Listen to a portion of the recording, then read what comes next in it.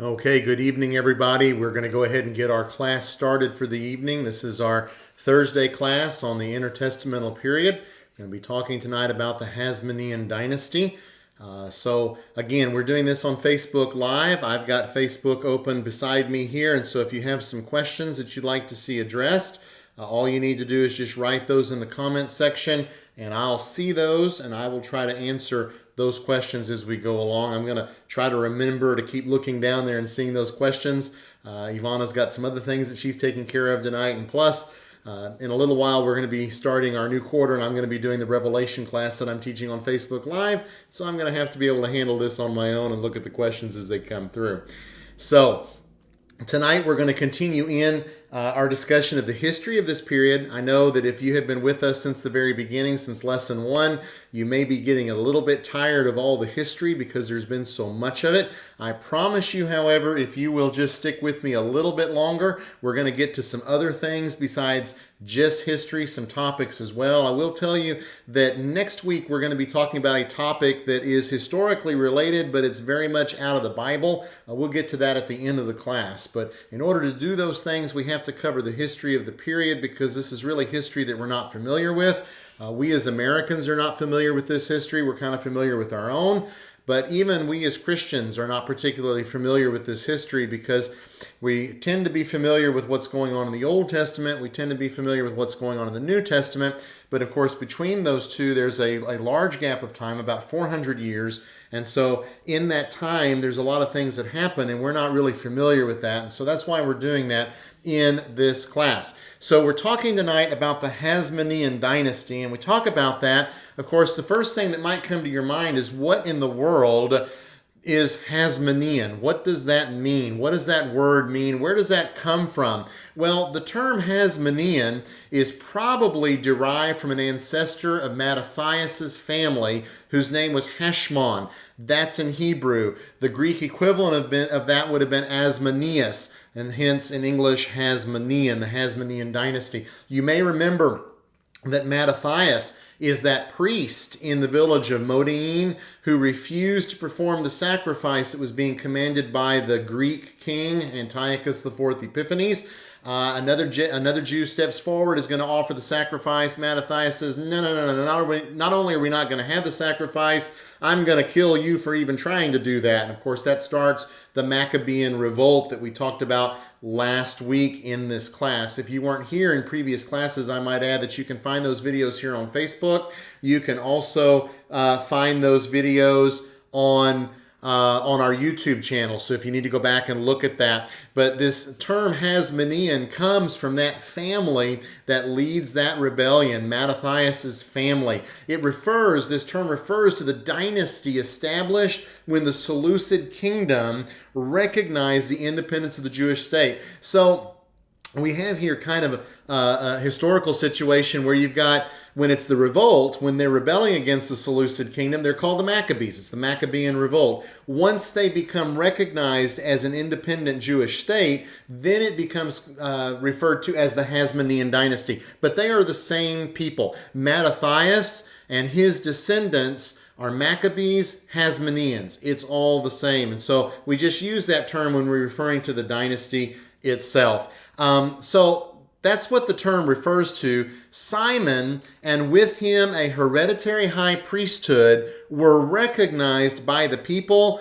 until, quote, a trustworthy prophet should arise. That's what we read about in 1 Maccabees chapter 14, verse 41. Might just remind you that the book of Maccabees is a book that is a historical book from this period. It describes what's going on in the revolt and the things that follow on after that. It is trustworthy as far as being a historical source. It is not inspired, it's not God's word, but it is a trustworthy historical source. In fact, it is the primary historical source for this period. And so Simon, with this hereditary high priesthood, they're going to be recognized until a trustworthy prophet should arise. Well, of course, from a biblical standpoint, we understand that there's not going to be a trustworthy prophet until we get to the New Testament, until we get to John the Baptist. But that's what the folks were feeling at that time, that we're going to have this high priesthood. It's going to be it's going to be passed on from father to son and so on and so forth until a prophet should arise that can kind of straighten all of this out. So Simon is the last of the Maccabees, if you will. Following him, then we have the first of the people who are called Hasmoneans, John Hyrcanus the First. In 134 BC, Simon Maccabee and two of his sons are murdered by his son-in-law, Ptolemy. Now, we're not going to go into all the details as to what that was all about, but that's the situation that arises. You've got this family of Maccabees that are running things, they're ruling, and his son, or two of his sons, and he himself are murdered by his son-in-law. Well, the son-in-law doesn't manage to kill all of the sons. He only kills two of the sons. So John Hyrcanus, who is also Simon's son, then becomes high priest. The son-in-law, Ptolemy, is forced to flee, so he's not able to accomplish whatever it was he was attempting to accomplish, I would presume, gain the power, gain the throne, if you will. In 134 BC, so the same year, Antiochus VII, so he's a Seleucid, Antiochus VII invades Judea and besieges Jerusalem. So what Ptolemy accomplishes in all of this is he causes this disorder in Judea that allows the Seleucids to invade. Well, so now we've got Jerusalem under siege by the Seleucids. You've got John Hyrcanus that now has become the high priest. What's going to happen? Well, the two sides are able to resolve this conflict. The resolution that they come to is reached during a 7-day truce. So the two sides agree, for 7 days we're not going to fight. We're going to decide what it is we're going to do about this.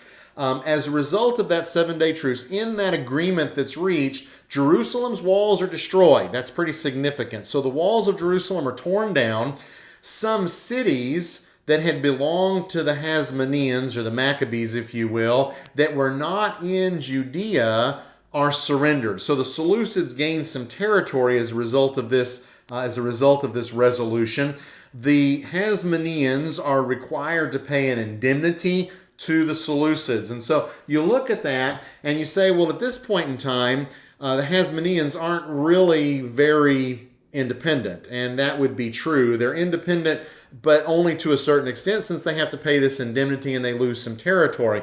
Well, following on this, though, events in Syria, and remember, Syria is where the Seleucid kingdom is based, events in Syria reach a point that Judea is able to reassert its independence under John Hyrcanus I.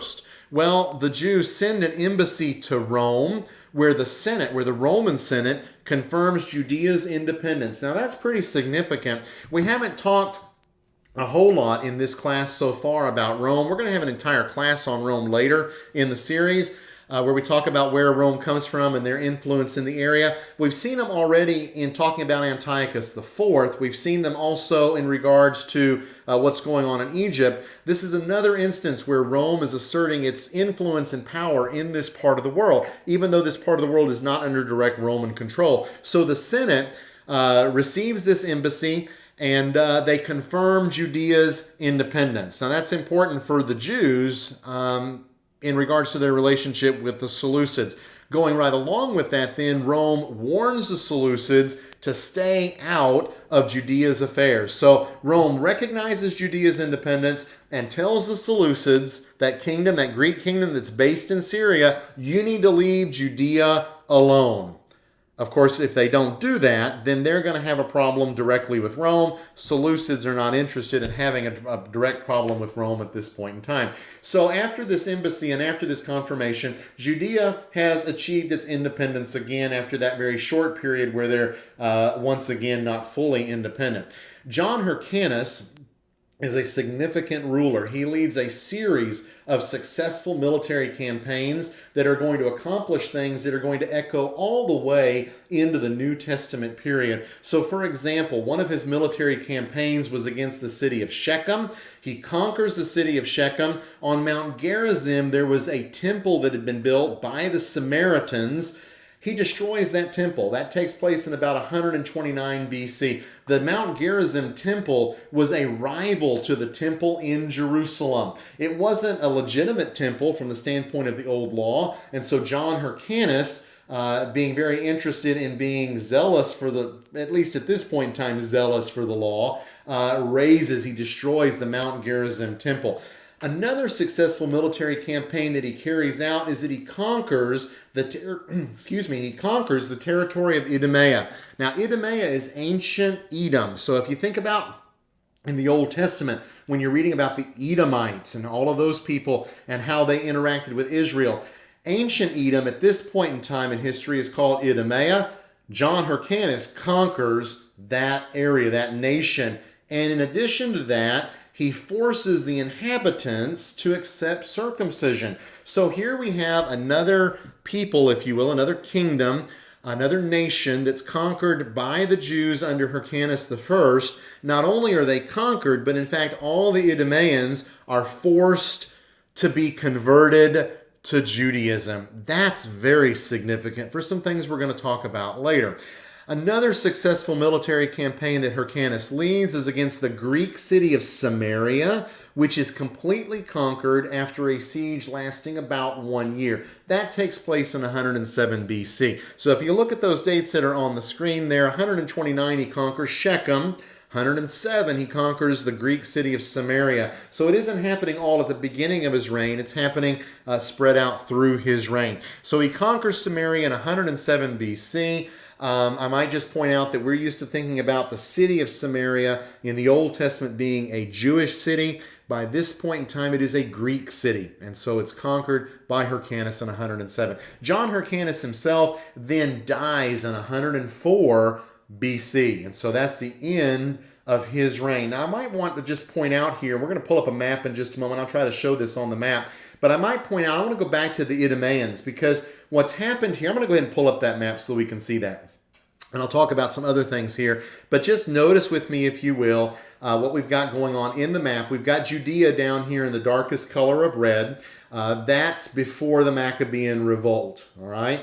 Then we have the conquests of Jonathan. Jonathan's a Maccabee. You see that over in this section here. So he conquers territories on the east side of the Jordan. The Transjordan is what that's called. Then we have Simon, who is also a Maccabee. He adds a little bit to the territory over here around Joppa and a little bit down in Philistia. Ekron is part of that territory. And then we have Hyrcanus I. He conquers significantly larger areas. He adds to the kingdom the area of Samaria.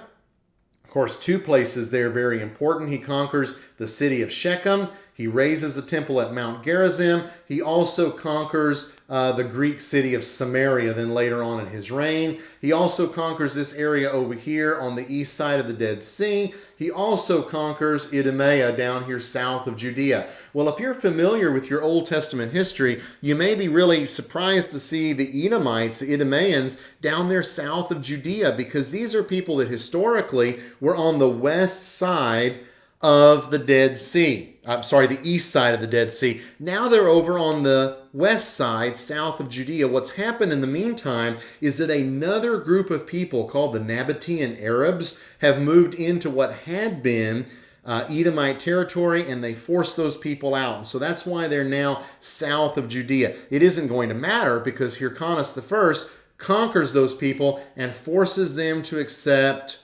Judaism. And so these Idumeans, people that are descended from the Edomites, people who are descended from Esau, are now going to become a part of the nation that's descended from Jacob, Israel. All right, we're going to return to this map a couple more times before the evening is out, but let's go ahead and pull up a picture. I like to show some pictures when I can.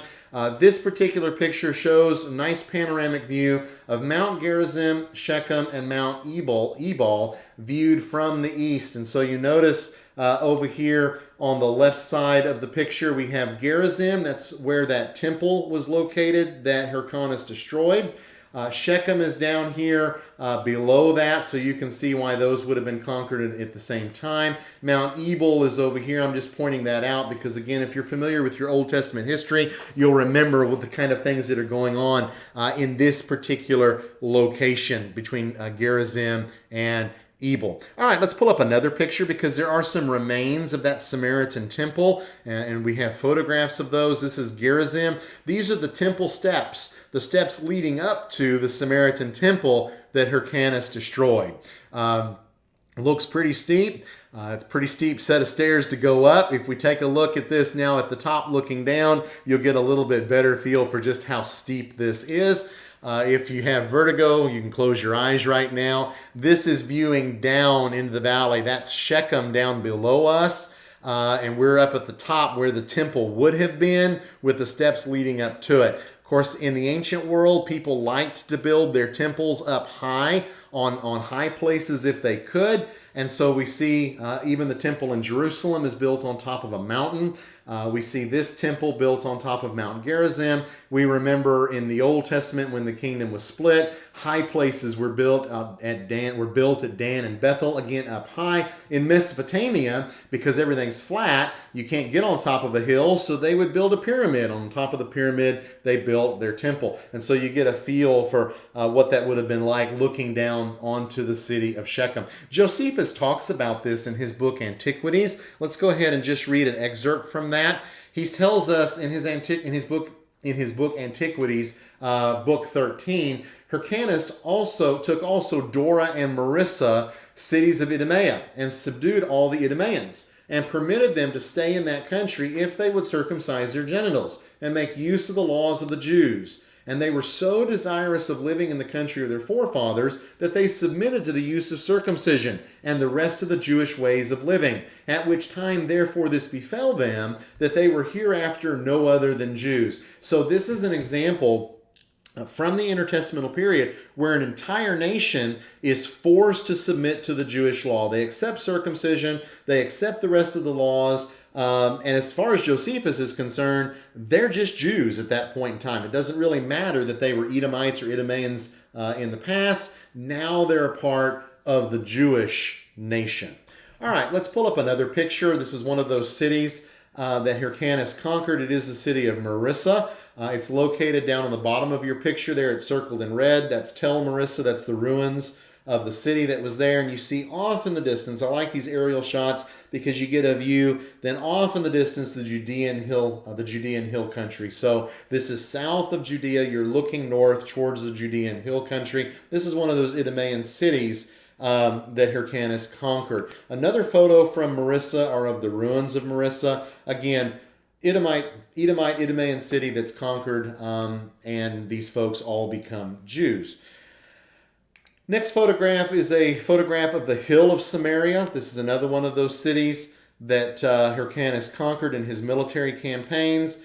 And then yet another photograph. This is from Samaria. This shows a Hellenistic tower and an Israelite wall. So when we talk about a Hellenistic tower, we're talking about a tower that is dating to this period that we're talking about. We have the Israelite wall there as well. You look at that photo, it's really kind of hard to get a feel for the scale of that. So I'm going to pull up another photo, and in this photo we have a gentleman actually standing next to that wall. So let me see if I can go back and get that again. You get a feel for how large that is. These are significant fortifications, and so these are being built during the Hellenistic period and then after the Hellenistic period for the city of Samaria. Again, that Hyrcanus conquered as a part of his military campaigns. Well, once again, we already talked about the fact that he dies in 104 BC.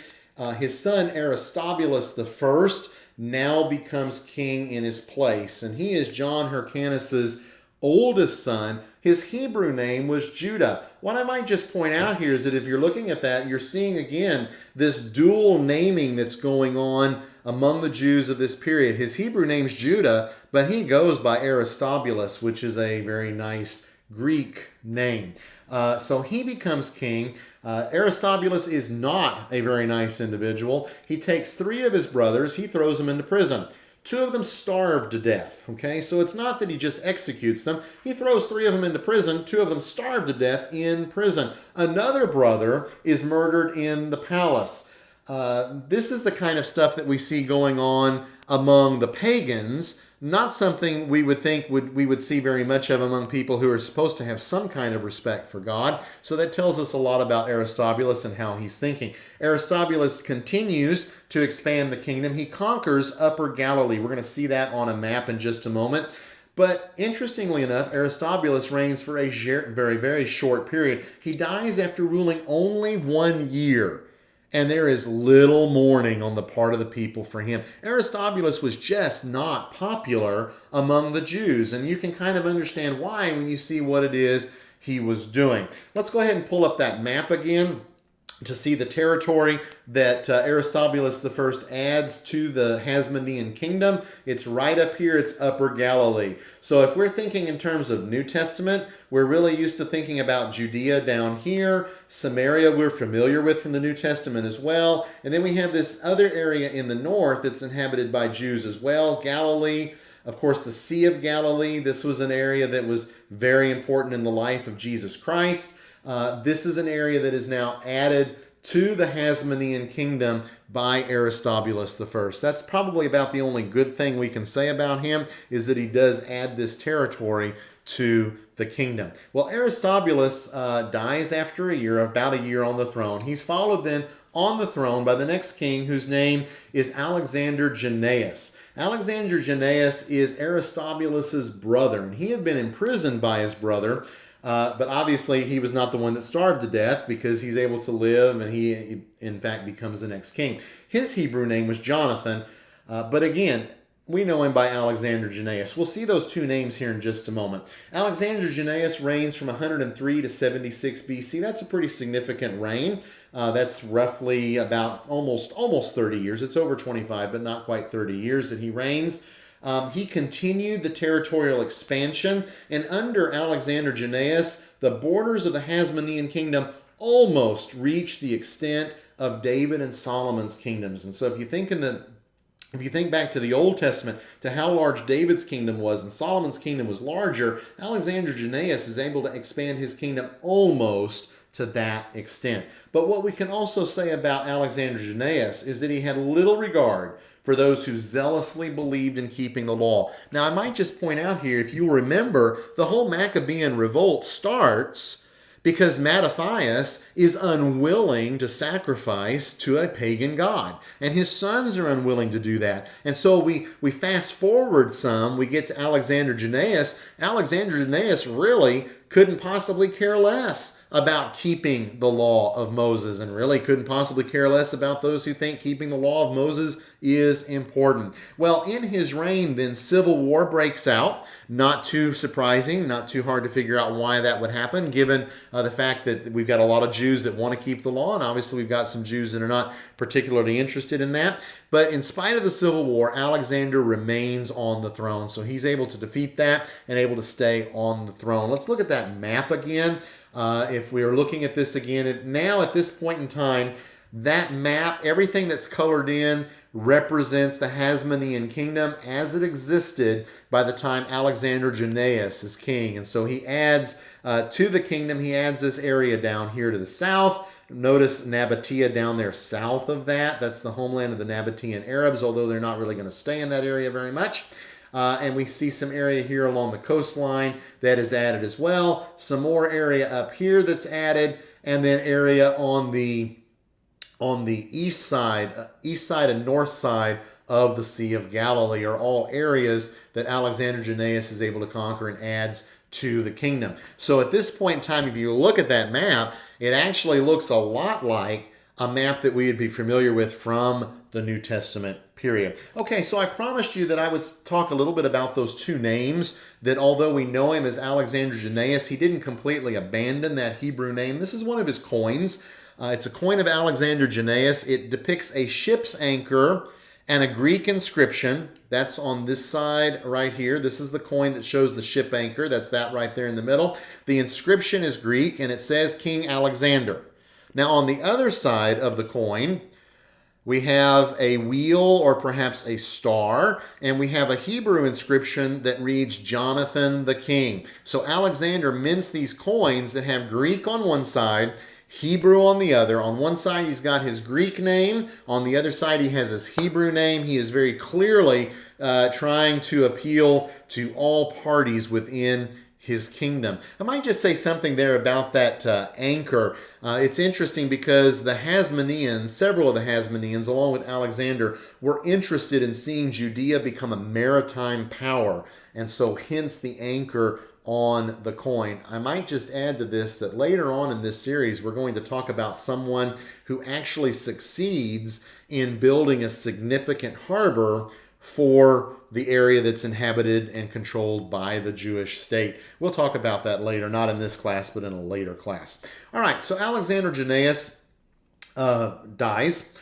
Following him, then we have a queen on the throne. Her name is Salome Alexandra. Now, this lady had been married successively to Aristobulus and then to Alexander Jannaeus. So she's married to Aristobulus. He dies. Later on, she marries Alexander Jannaeus. She is 70 years old at the beginning of her reign. So when Alexander Jannaeus dies, she becomes the ruler, the monarch. She becomes the queen, and she's 70 years old at that point in time. She's going to reign from 76 to 67 BC. So almost 10 years she's going to reign. So she's going to be 80 by the time she then dies, and the throne is going to pass on to someone else. Her older son was named Hyrcanus. He officiated as the high priest. Her younger son was named Aristobulus, and he's appointed as military commander. So we have Hyrcanus and Aristobulus, these names showing up again in the Hasmonean Dynasty. Don't confuse them with the earlier ones we talked about.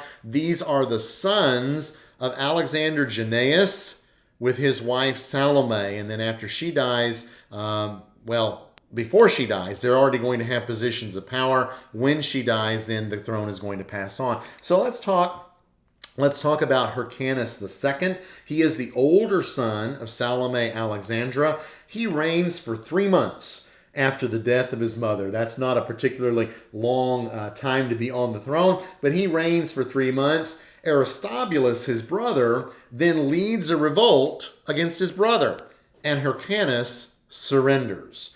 When he surrenders, Hyrcanus is forced to resign his offices. At this point, he's king and also high priest, but he does not lose his life or property. So Aristobulus doesn't kill him. Aristobulus doesn't take away his property. He does, however, have to quit being king, because after all, Aristobulus wants to be king, and he has to stop being high priest as well. So that's Hyrcanus II. Then we get Aristobulus, also the second.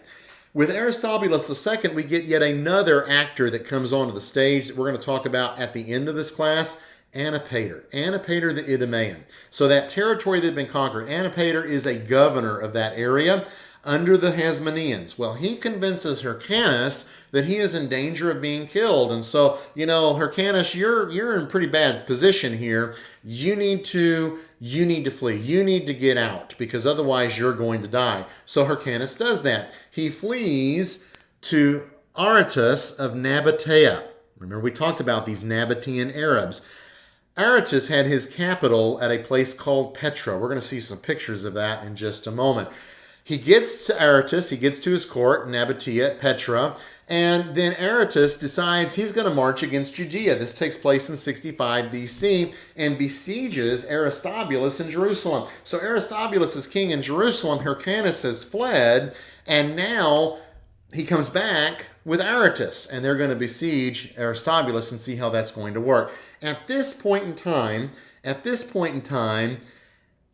somebody from the outside is going to intervene yet again. In 64 BC, a Roman army shows up in Syria, led by a fellow whose name was Scaurus. Scaurus is Pompey the Great's military tribune. So he shows up in Syria. Everybody understands what this means. It means that Rome is flexing its muscle again, if you will, here in this part of the world. And so both Hyrcanus and Aristobulus attempt to win Roman support. They understand that whoever the Romans support, they're going to be the one that's going to stay in power. So they're both attempting to win Roman support. How do they do that? Do they do that by sending a nice letter, telling them what a great king they would be? No, they do that by sending the Romans a bribe. They send them money. Aristobulus, however, apparently has more money at his disposal, so he offers the larger bribe, which Scaurus accepts. So at this point in time, Aristobulus is being confirmed in power by the Romans. Aretas, that Nabatean Arab, is ordered to lift the siege of Jerusalem and withdraw. So you need to get back to where you're from. You need to leave Jerusalem alone, because Scaurus is accepting and establishing that Aristobulus is going to be the one that's in control. Well, it doesn't end there. Because in 63 BC, Pompey the Great decides to shift support from Aristobulus to Hyrcanus. He doesn't agree with Scaurus's decision, and so he shifts support to Hyrcanus. Aristobulus is besieged in Jerusalem, which falls after 3 months.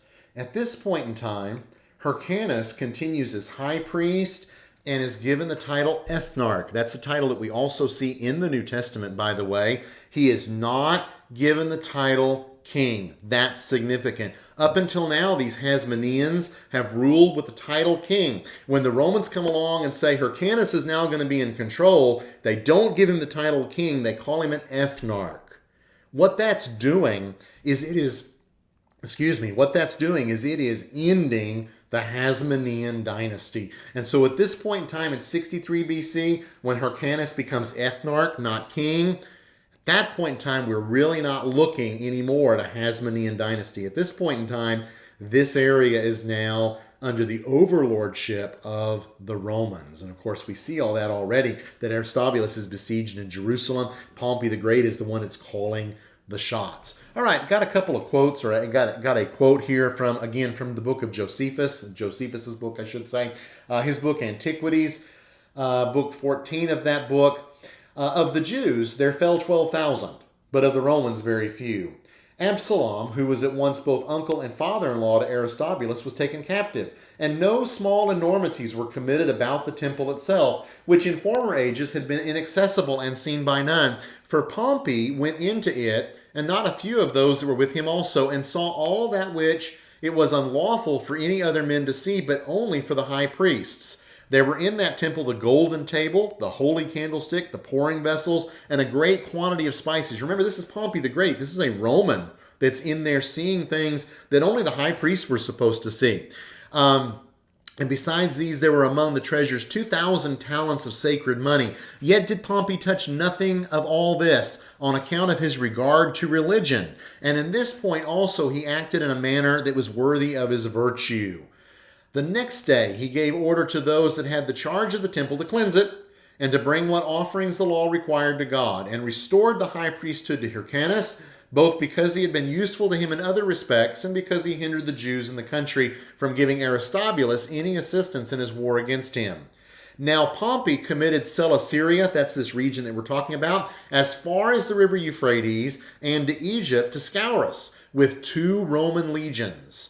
And then went away to Cilicia, that's back in Asia Minor, and then from there he made haste to Rome. He also carried bound along with him Aristobulus and his children, for he had 2 daughters and as many sons, the one of whom ran away, but the younger, Antigonus, was carried to Rome together with his sisters. So Pompey puts Hyrcanus into the high priesthood, gives him the title of ethnarch. Josephus is not talking about that here. Scaurus is left in this area stretching from the Euphrates in northern Syria all the way down to Egypt with 2 legions, 2 Roman legions to keep things under control.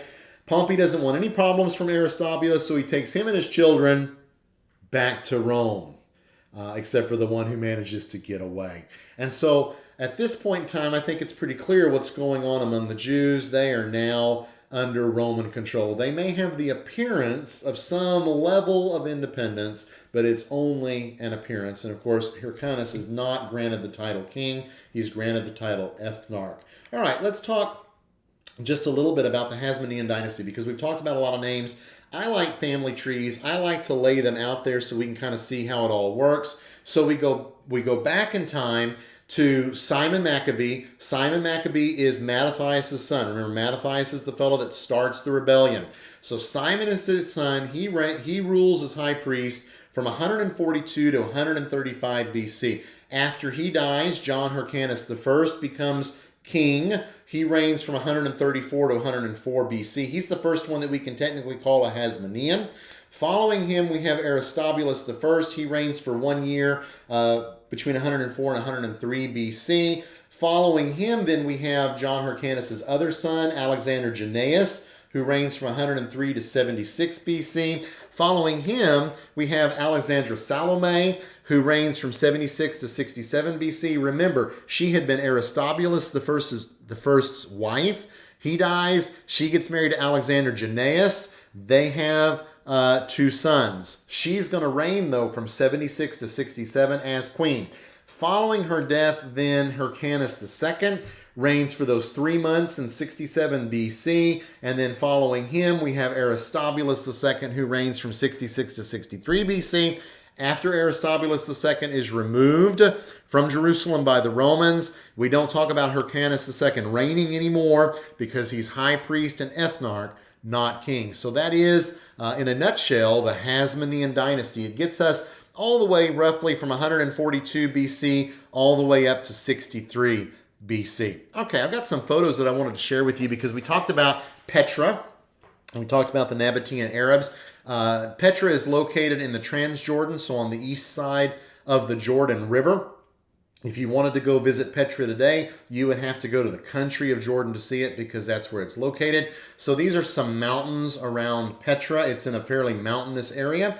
Another photo that we have, this is an aerial view looking down into Petra. Petra is basically built in a valley, and in that valley, it's got mountains all around it. There are 2 entrances to the valley, and if they seal those entrances, then it's very, very difficult for anyone to get in there and conquer the city. So they really chose an excellent location from the standpoint of it being easy to defend. This is another photograph from Petra. This is of the Great Temple. Now, it's called the Great Temple. It may have been a temple, or it may have been a reception hall for the Nabatean kings. The Nabateans were extremely wealthy because they controlled the trade routes, and as a result of that, were one of the wealthiest people of the ancient world. The Romans later are going to reroute those trade routes, and they're going to really curtail the Nabateans' wealth. Another photograph from Petra is of the treasury. And if you're looking at that picture and you're thinking, boy, that looks awful familiar, it's because it may be familiar to you because there was a movie in 1989 that was filmed partially here at Petra. And of course, that is Indiana Jones, Sean Connery, Harrison Ford, Sean Connery, and a British actor named John Rhys-Davies. They're filmed in that movie, Indiana Jones and the Last Crusade, and it was filmed partially in Petra. And so most people, if they don't know Petra, they probably know that spot because of the movie. All right, one last picture to share with y'all before we talk about that individual that I said we were going to talk about. This is a bust of Pompey the Great, and then we have a reconstruction of it. There have been some artists that have taken these ancient works and have colored them to kind of get an idea for what these fellows looked like. I think this period is very, very interesting because when we're in the Greek and Roman period, we actually get to know what these folks looked like because they had sculptors that took pictures, that made sculptures of them, I should say. And so we get a feel for what they look like. You know, we don't know what King David looked like. We don't know what King Solomon looked like, but we know what Pompey the Great looked like. We know what a lot of the Greek kings looked like. And so I just wanted to throw that out there because Pompey is very significant during this period. All right, we mentioned earlier in the class Antipater. I want to go back and talk about him for just a moment, and then our class is going to be over for the night. Antipater is an Idumean by birth. He's Jewish by virtue of the forced conversion carried out by Hyrcanus I. He served as governor of Idumea under Alexander Jannaeus and Salome Alexandra. So remember, this area is now controlled by the Hasmonean Dynasty. He's serving as governor, but he is an Idumean, okay?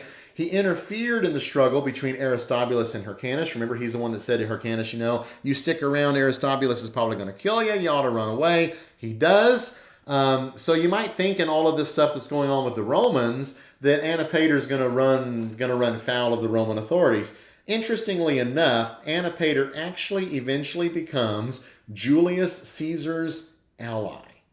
And that's significant because Antipater had a son. His son was named Herod, and that son is later going to reign as Herod the Great. We're going to have a class later in this series about the Herods and about who these guys were and how they're related to each other. But this tells us, or should tell us, that the roots of these Herods and the Herod dynasty lays in this intertestamental period, specifically with Antipater, this Idumean. And so I might also just point out there that Antipater's Idumean, his son is Idumean as well. Ethnically, religiously, he's Jewish. So this evening, I appreciate your attention. I'm going to pull up this slide again. Maps in this presentation, I believe we only used one, but we reused it over and over again, courtesy of the maparchive.com. There's some great maps there. If you're looking for some historical maps and biblical maps, it's a good place to go and look for use in your classes. Now, next week, what we're going to do in this class is we're going to kind of leave the history behind us, but not really. What we're going to do is we're going to talk about Daniel's prophecies of the period. You know, the book of Daniel is an interesting book. It divides into two sections. You get chapters 1 through 6. Those are the sections we're all familiar with. We're familiar with the test of food. We're familiar with the lion's den. We're familiar with the fiery furnace. There's some visions in there as well that we're pretty familiar with, specifically in Daniel chapter 2. Then we get to Daniel chapter 7. And we're reading along, and we start reading in Daniel chapter 7, and we say, wow, what is all this about? It gets really kind of, it gets strange, I'll just say it that way, compared to what we're used to in the first 6 chapters. Well, there are prophecies, not only in Daniel chapter 2, but also in the latter half of the book of Daniel that concern this period. And so since we've gone through all of this history, what I'd like for us to do next Thursday night in this class at 7 p.m. is spend some time looking at some of those prophecies. Now, I usually do that in an in-class environment in about 2 to 3 classes. So we're going to condense that a little bit because I don't want to spend quite that long with it, but we're going to certainly spend 1 class with it, maybe 2. And I'm going to have to leave some things out simply because of the medium that we're using in doing this on Facebook Live. But that's what we're going to do next Thursday evening at 7 p.m. I do hope you'll join us for that. I have tried to look through this as we're going on. I have not seen that we had any questions that were necessarily sent that I would cover here in the class. So I'm just going to go ahead and say that's it for this evening. Again, thank you for tuning in. I wish that y'all have a good rest of your week, a good evening tonight. And if I'm not going to see you on Sunday, if you're a member at Beach, I'm not going to see you at Sunday. Maybe you're watching on the live stream. I do hope that we'll get to see each other then next week on Thursday at 7 p.m. Thank you again for your attention. Y'all have a good evening.